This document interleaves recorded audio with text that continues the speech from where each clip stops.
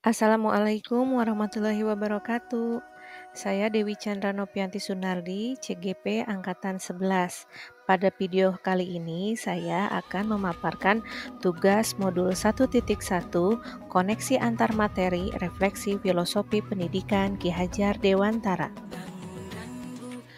Definisi pendidikan dan pengajaran menurut Ki Hajar Dewantara membedakan kata pendidikan dan pengajaran, di mana pengajaran merupakan proses dari pendidikan dalam memberi ilmu kecakapan hidup kepada anak, baik secara lahir maupun batin. Sedangkan pendidikan diartikan sebagai memberikan tuntunan terhadap semua kodrat yang dimiliki oleh anak agar mampu mencapai keselamatan, kebahagiaan sebagai anggota masyarakat. Adapun tujuan pendidikan menurut Ki Hajar Dewantara, mendidik dan mengajar itu adalah suatu proses untuk memanusiakan manusia dari berbagai aspek kehidupan, baik secara fisik, jasmani, dan rohani. Pendidikan dan pengajaran adalah usaha untuk mempersiapkan peserta didik agar dapat menjalani perannya dengan baik di lingkungan masyarakat yang sesuai dengan aturan dan norma yang berlaku.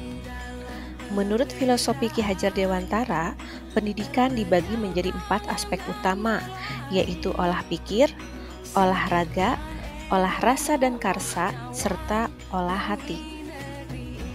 Adapun fungsi dan tugas guru, yaitu fungsi guru menuntun dan mengarahkan agar peserta didik tidak redup jiwa merdeka dan juga kreativitasnya. Dengan begitu, murid dapat mengembangkan potensi dalam diri dan tidak hanya terpaku pada aspek kecerdasan.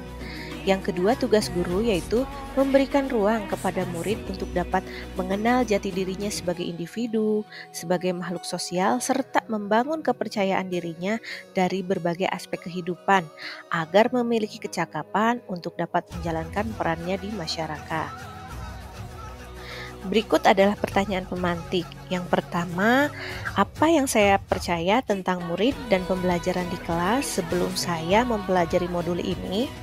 Yang kedua, apa yang berubah dari pemikiran atau perilaku saya setelah mempelajari modul ini?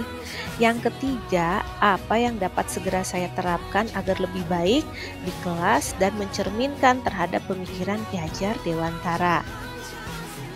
Berikut adalah jawaban dari pertanyaan pemantik yang pertama. Sebelum mempelajari modul, saya melakukan pembelajaran berpusat pada guru dan mengikuti buku teks tanpa disesuaikan dengan kondisi lingkungan. Yang kedua, memberikan label kepada siswa berdasarkan kemampuan kognitif saja. Yang ketiga, tidak membuat kesepakatan belajar dan beranggapan tugas guru hanya meningkatkan kemampuan akademik. Yang keempat, tidak melibatkan siswa selama dalam proses penilaian. Berikut adalah jawaban dari pertanyaan nomor 2. Yang berubah dari segi pemikiran setelah mempelajari modul ini adalah yang pertama, guru mulai belajar untuk dapat menyesuaikan materi ajar dengan kondisi lingkungannya. Kemudian, pembelajaran berpusat pada murid, lalu mendukung dan memotivasi murid untuk mengembangkan potensi, bukan hanya dalam bidang akademik. Hal lainnya yaitu stop memberikan label pada murid karena semua murid itu unik. Mulai mengenali murid dan menghargai keberagaman yang ada pada murid. Lalu membuat kesepakatan kelas serta melibatkan murid dalam semua proses pembelajaran, termasuk dalam proses penilaian. Jawaban untuk pertanyaan pemantik yang ketiga, hal yang dapat segera diterapkan lebih baik sesuai dengan pemikiran Ki Hajar Dewantara. Yang pertama, membuat kesepakatan kelas agar murid merasa diikut sertakan di dalam kelas. Yang kedua, melibatkan murid di dalam penilaian. Contoh, memberikan penilaian produk atau presentasi dari teman sekelasnya supaya mereka lebih termotivasi. Kemudian, menerapkan pembelajaran yang menyenangkan agar mereka dapat berpikir kritis, komunikatif, dan kolaboratif. Kemudian menuntun murid untuk menuliskan refleksi pada setiap akhir bab atau materi ajar yang diberikan secara kontinu. Lalu sering mengajak berdiskusi ringan untuk mengetahui kondisi akademik, kondisi sosial dari murid tersebut supaya guru dapat lebih mengenali muridnya. Kesimpulan pada video kali ini yaitu Tugas guru adalah menuntun dan mengarahkan agar peserta didik tidak redup jiwa merdeka dan kreativitasnya.